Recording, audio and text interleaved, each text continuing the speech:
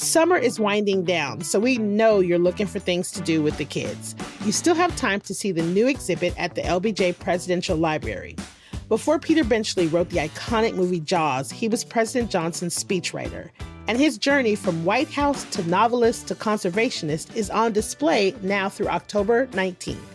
There, you'll learn all about the shared environmental legacy of the Johnsons and Benchley, the cultural tidal wave sparked by Jaws, and how the story that terrified moviegoers also reshaped our understanding of sharks. So head on over to lbjlibrary.org today to plan your visit.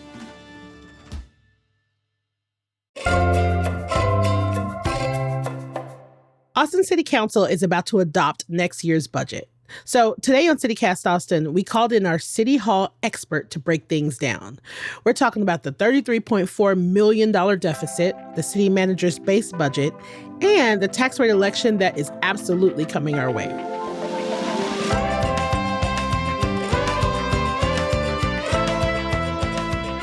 It's Monday, August 11th. I'm Nikki Devon, and this is what Austin's talking about.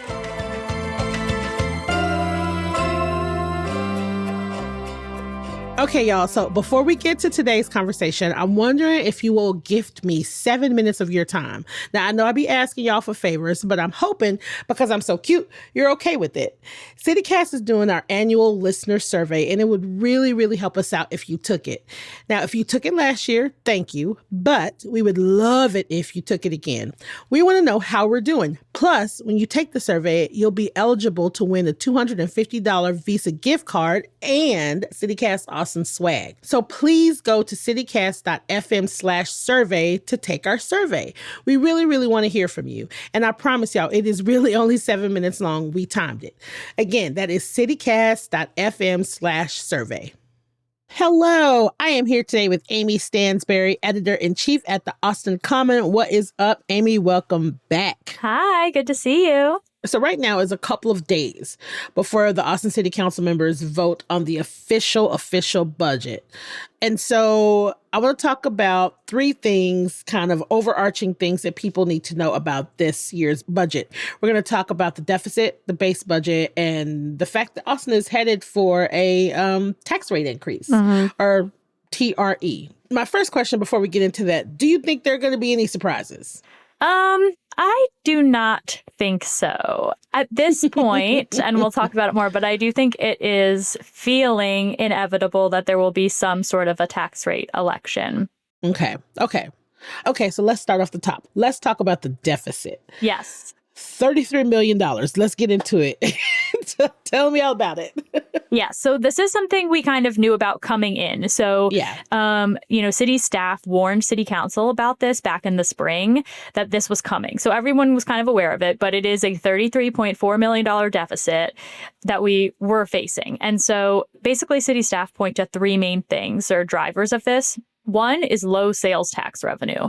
So sales tax is one of the sources of revenue for the city. And the city staff are now anticipating a 1% decrease in sales tax revenue for next year, which is significant because in the decade, like before COVID, before the pandemic, we saw an average of 5.9% annual growth. So this is a big swing. Yeah. Yes. And during COVID, especially, a little drop off right away. But like 2021, 22, we had soaring sales tax collections. Because people trying to get out of the house again. People were spending, and that has really dipped off. And that has really hurt the city's revenue.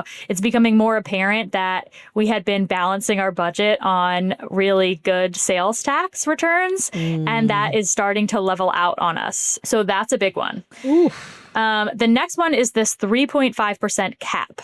Back in 2019, the Texas legislature passed a law saying cities can't bring in more than 3.5% in additional property tax revenue each year without voter approval. And before that, the cap was set at 8%, so much bigger. So it's been a big decrease. And city council and city leadership have been complaining about this for a while, honestly, expressing concern about this because, especially in the past few years, like inflation has been pretty high. And so 3.5% is barely, if not at all, keeping up with inflation. Yeah. And that kind of leads into the last one, which is what the city staff call base cost drivers. And so this is just the idea that everything is costing more. So like you have to pay city workers more just to keep them employed here at the city. For a while, we had a lot of vacancies in a lot of city departments. A big reason why is because, we can't compete with the private market. And It also seems fair that if you work for the city of Austin, you should be able to afford to live here, right? One would think so. One would think so. And so it's just costing more. Like it's costing more to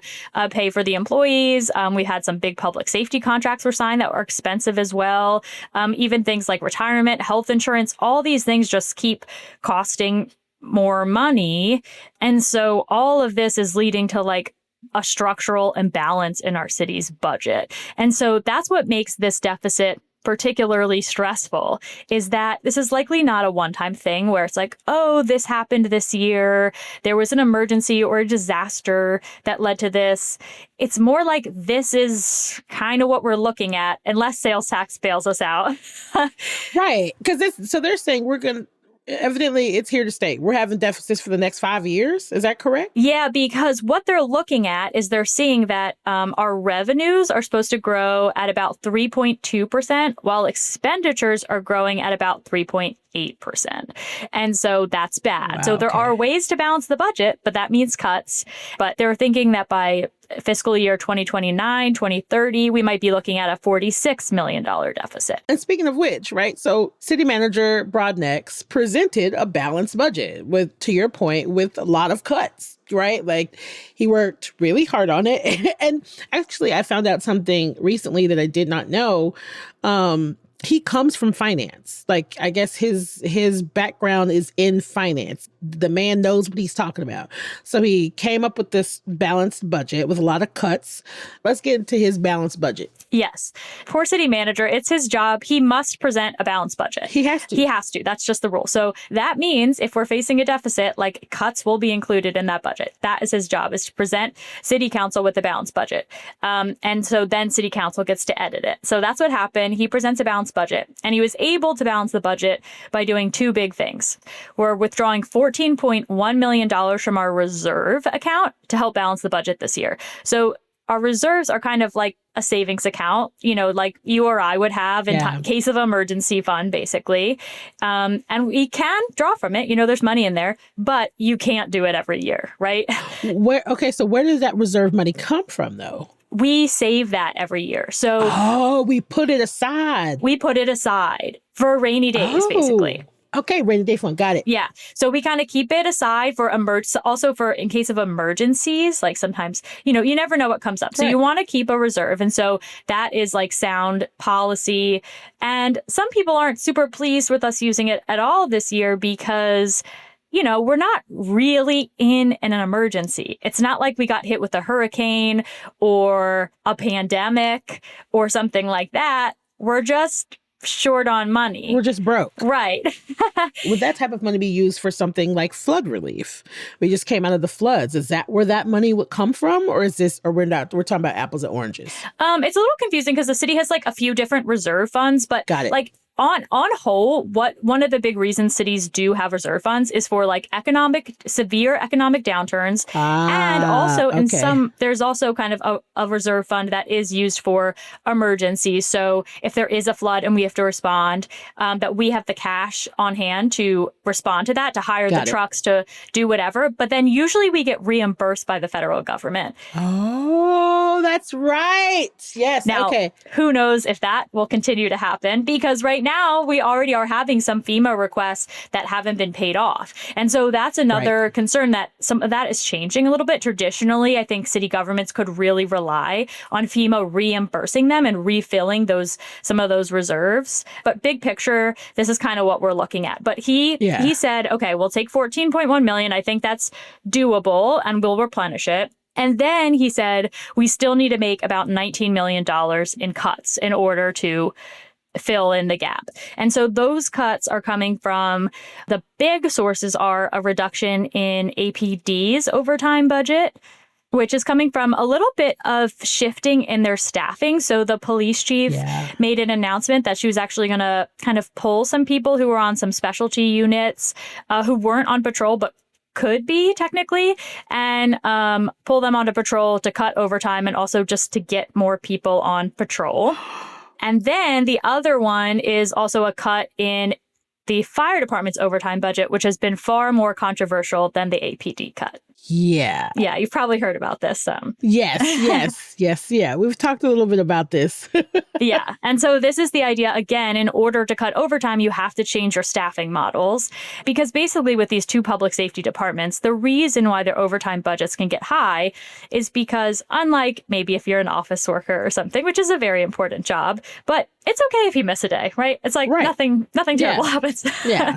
But if you're a police officer or a firefighter, we have minimums. We just have to have a certain amount of people out there. Yeah. And so that's why, so sometimes like you have cases of, with APD, for example, police officers who are working a lot of overtime. They're working maybe 60, 70-hour weeks because they have to come in for overtime because we're so short. But with the fire department, why that one's been a bit more controversial is because in order to cut some of this overtime, it would require changing our minimums from the minimum number of firefighters that could be on a truck from 4 to 3. So reducing it. So dangerous. Okay, so wait, was that approved?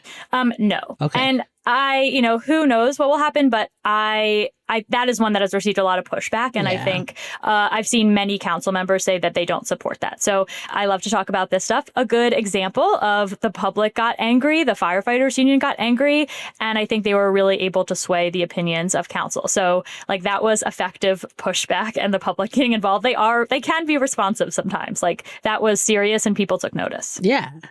So, okay, let's just say they are to agree on these things and these cuts are made.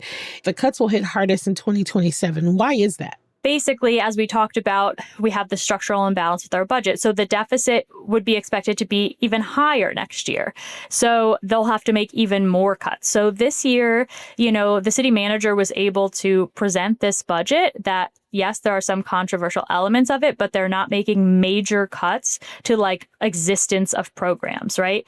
In 2027, that's when he predicts some of those would happen. And one of the biggest ones is about a quarter cut, so like 22.5% cut to all of our city's social service contracts. Oh, shit. And so those mostly fund programs related to public health and homelessness. And that would be a significant cut, right? And so that's kind of the social services. And the way the city does a lot of these is it's contracts. So they are working with usually nonprofit organizations and such in the community.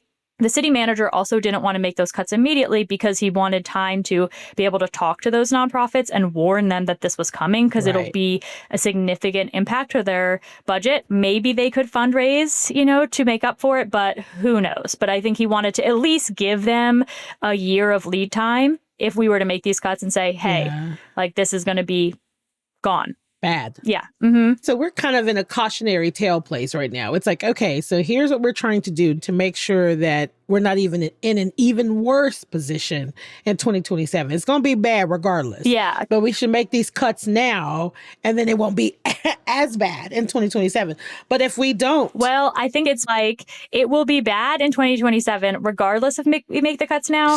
It depends. That's where the TRE comes in. Oh. We will not have to make these cuts if we all collectively decide we want to raise our property taxes, which is a tough choice. But yeah, the bigger cuts still are coming. And so that's where the social service contracts come in. More cuts that included in that is the elimination of our city's annual transfer to the Housing Trust Fund, which is this program that funds affordable housing projects throughout our community. Every year for a while now, our city has put $10 million aside into that fund every year.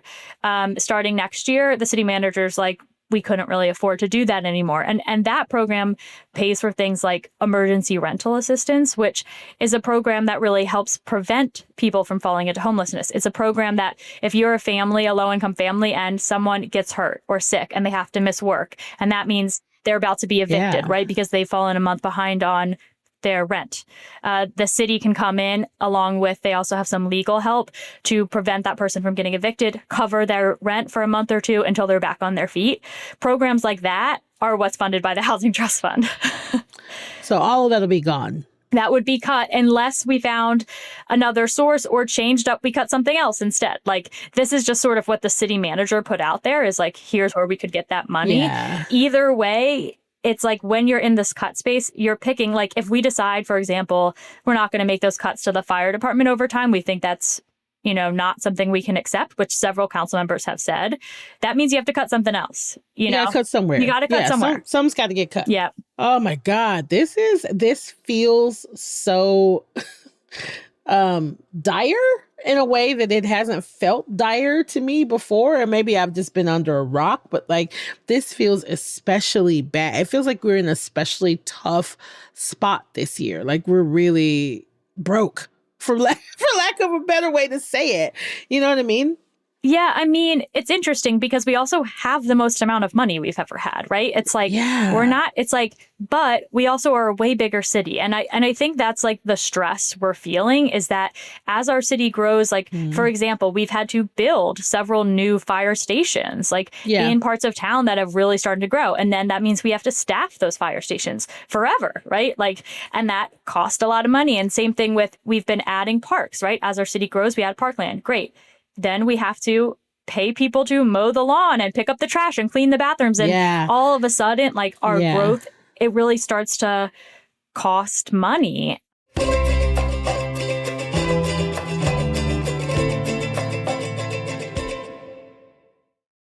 Hey y'all, it's Nikki. Not many of you know this about me, but The Wizard of Oz is one of my all-time favorite movies. Like, I've seen it an embarrassing amount of times. And y'all already know how much I love Austin. So imagine my surprise when I saw that Zach Theater is putting the two together for an Austin twist on this iconic classic based on the book by L. Frank Baum. So get tickets now to see The Wizard of Oz like never before at Zach Theater. This show features a Dust Bowl era cowboy band, a glittering mirror ball experience, and lots of surprises along the yellow brick road. Y'all, it is the perfect play for families, longtime fans like me, and newcomers that reminds us that there's truly no place like home. It's on stage from August 13th to September 21st. So meet me somewhere over the rainbow. Go to zachtheater.org for your tickets today. That's zachtheater.org.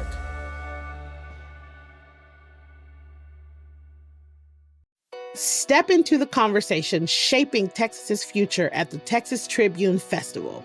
The Texas Tribune is bringing together inspiring thinkers, leaders, and innovators to discuss the issues that matter to you. Dive into unforgettable conversations spanning education, the economy, healthcare, energy, technology, public safety, culture, the arts, and more. TribFest gives you an up-close look at how big ideas take shape and how they affect your life. You'll connect with fellow Texans, engage directly with experts and leaders, and leave inspired to turn your boldest ideas into reality. And y'all, this isn't just another political event. It's a catalyst for shaping the future of Texas today. So mark your calendar, November 13th through 15th in downtown Austin.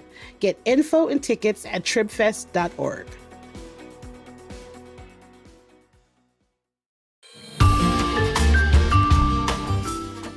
Just off the Texas coast sits a unique beach town marked with salty vibes and sun-soaked memories. Port Aransas is a place where family traditions unfold naturally, and beauty lies both in island views and the unhurried moments between adventures. It's a place where multiple generations can get together under one roof to share slow beachfront mornings and cool Gulf breeze evenings. An island escape with 18 miles of shoreline to cast your line, kayak with the kids, or simply cruise the coast in a golf cart.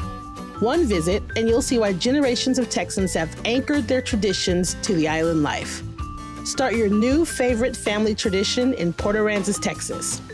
Go to visitportaransas.com and plan your visit to Austin's beach.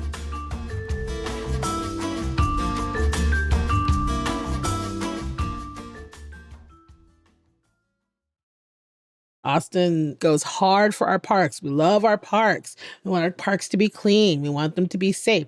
We want our fire staff to make sure that our we have all of the fire department staff we need. We want to have public safety staff.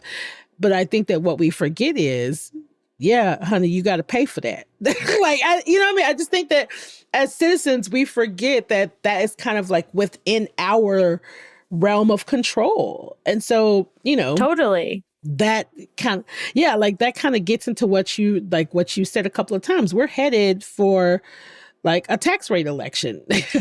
You know what I mean? And nobody wants to talk about it. Yeah. And budgets are about priorities, right? Like, yeah, you can easily get to a certain point where it's like, sure, we like all of these programs, but at a certain point, you have to rank them. Yeah. And that's what you're starting to see some of the council members start to bring up, right? And especially since we have expenses, again, we signed like a pretty expensive police contract last year. We have to pay for that. Mm-hmm. And for some council members, they feel like that's worth it because public safety top priority. Others, maybe not so much, right? But that's kind of where we're starting to, you have to like pick where you're going to spend the money unless you're able to bring in more. And I think to your point, I think we were riding high for a while because we were really lucky because of sales taxes. And that was just saving us. And we had this cushion and now that's not saving us anymore. Yeah. So let's talk about these tax rate elections. Can you just remind us a little bit of like essentially what they are and what we're looking at? Yeah. So a tax rate election, they're also called a TRE. That's what you'll hear the council members say a lot. A TRE is an election that basically allows a city to raise taxes above that 3.5% state mandated cap. Right now, council is debating how big that tax rate election should be. So in our current city's budget, that city manager base budget, our tax rate is set at about 52 cents. And what that means is that for every $100 of taxable value on your home, you're paying 52 cents in property taxes to the city of Austin. And so for reference, that works out to about $2,000 for a total yearly property tax bill for a median homeowner in the base budget.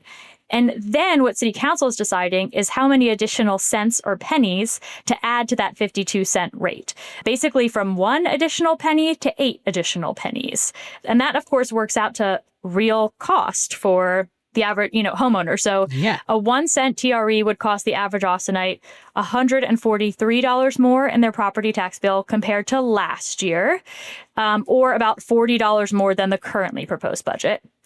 Meanwhile, an 8 cent TRE, which is the high end, would cost $420 more than last year, or about $317 more than the currently proposed budget. So big swings there. And that's kind of what council is trying to figure out right now is what's the appropriate penny amount that funds and which programs get funded. Obviously, if you go for the highest amount, you get the most amount of programs. You've brought in the most amount of money, but you've also increased property taxes the most. And maybe you run the risk that voters reject it and you get nothing. Yep. So that's kind of the game they're debating about this really hotly right now. Once they agree, let's say they say, all right, you know what, we're giving 2 more cents, 2 more cents. Once they agree on that, they will propose that. And then the constituents get to vote on whether or not they want, yes, we want that, right? Yeah, that's correct. It will be up to us to decide. So they will pass a budget that includes this, goes over this cap, which means it goes to us as voters in November. So that's the good thing. Like we ultimately will get to choose, and there'll be a lot of more information too about exactly which programs will be funded as this gets worked out and finalized. Basically what's happening on August 13th is they're just voting to put this on the ballot and approving the budget with this. But then we get to decide in November. And if we decide we do not like it, if voters reject it, then city council will have to go back to their budget and make these cuts probably that we've been talking about. Yeah.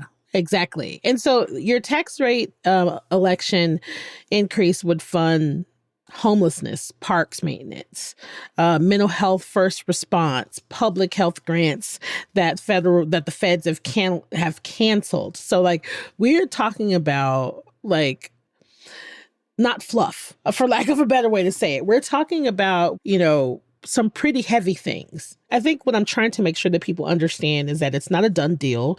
If you do decide to participate and vote, you have a say in where that funding goes. And the cuts are coming. So you know what I mean? Like, I don't know. The cuts are coming either way. So exactly. Yeah. And as we talked about, not only would the TRE prevent some cuts in the city's budget, but it also would fund some of these new programs or boost money to existing programs that are lacking in funds. So, and like I said, exactly which combination of programs gets picked, that's what council's debating now. So we're not 100% sure, but the really popular topics that keep coming up, one is park maintenance. So I think the city's park director said that we're short like 60 maintenance employees in order to get our parks up to like the level we want. And this is the difference between like the bathrooms being cleaned 2 or 3 times a week and every day, right? The trash being cleared out once, every day or a few times a week. And you can see that. I'm sure you see it at the parks. Like sometimes you go in, those trash bins are overflowing. Mm-hmm. This is a result of being behind on maintenance. So that is a big one that's been proposed. Homelessness is like, I would say, one of the biggest chunks of whatever TRE. The head, David Gray, the head of our city's homeless strategy office, has put together like a plan along with the community that he says could really make some progress on homelessness. That's a big, big chunk of probably whatever this TRE would be. And like you mentioned, also a lot of the TRE is making up for federal cuts in fundings to all different programs. Yeah. So, okay, now let's talk about Wednesday, August 13th. What's going to be happening on Wednesday? Yeah. So on August 13th, first, probably a bunch of people will sign up to speak and talk to the council members. But then, the council will have to vote on a budget. And my understanding of this has changed a lot over time. But the way I understand it to be true now is that they will vote on a budget that seems likely will include a tax increase above that 3.5% cap. And they will just pass that budget. They'll be like, we want to put a 6-cent TRE on the ballot, and we're going to approve a budget that acts as if that has passed. So that way it's clear to the public which programs would be funded. Yes. And so they will vote on that. And they might be done with that the 13th, or they have scheduled out all the way through the 15th if it takes them longer to make a choice. So if there's more debate, that could stretch out. But by the 15th, it'll be done. They'll also take probably like really just a not ceremonial vote, but legal vote saying we're going to put this tax rate election on the ballot. They like have to do that. And then in November, we will all get to decide on whether or not we think basically the lack of cuts and the additional programs is worth the property tax increase. And if we decide no, then they have to go back to the drawing board, correct? Correct. And my guess is that they'll probably go back to something similar to what was originally proposed by the city manager. Potentially changing out the fire department one, because that's been really unpopular. But yeah, they'll have to go back and make those cuts. Wow.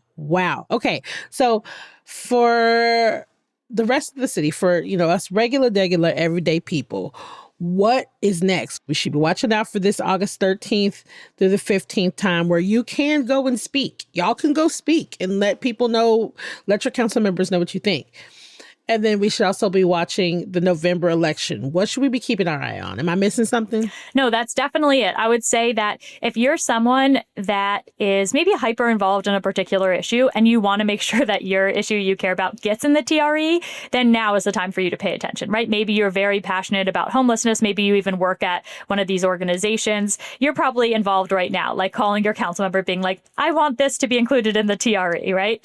But for most people, that's probably a little bit too in the weeds. You might wait until after it gets put on the ballot. And then, do your research and prep for November. And then you'll ultimately get to decide. And a lot more information will come out, too, about exactly what those programs will be. And you can go from there. And one thing I always like to remind people, because we talk about homeowners when we talk about these property tax increases, if you are a renter, you pay for these property tax increases. Like, you pay for it. Unless you have the nicest landlord in the world that is willing to accept their property tax rate going up and not sit on to you, you're paying. Like, you are paying for this. And you told me that because I, for a long time, thought that it was just the homeowners. Like, you're the person that told me that, no, baby, everybody's paying. So everybody's paying, yes. You need to be voting. Even if you're a renter, you need to be voting. This is where your local elections have big time results and consequences. So really direct impact. I mean, it's kind of cool in a way that we get to decide. Yeah.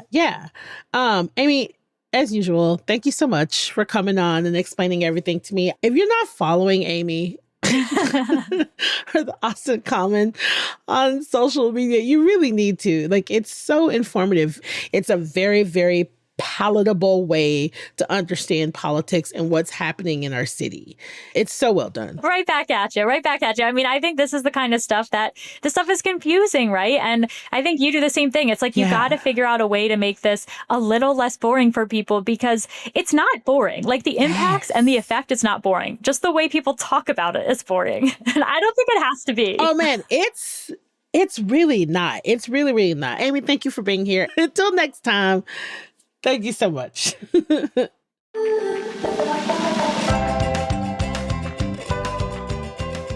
That's all for today here on CityCast Austin. You can find links to the Austin Common in our show notes. If you enjoyed the show, go ahead and take our survey and let us know. But also tell a friend, rate the show, leave us a review, and of course, subscribe to our Hey Austin newsletter. We'll be back tomorrow morning with more news from around the city. Bye, y'all.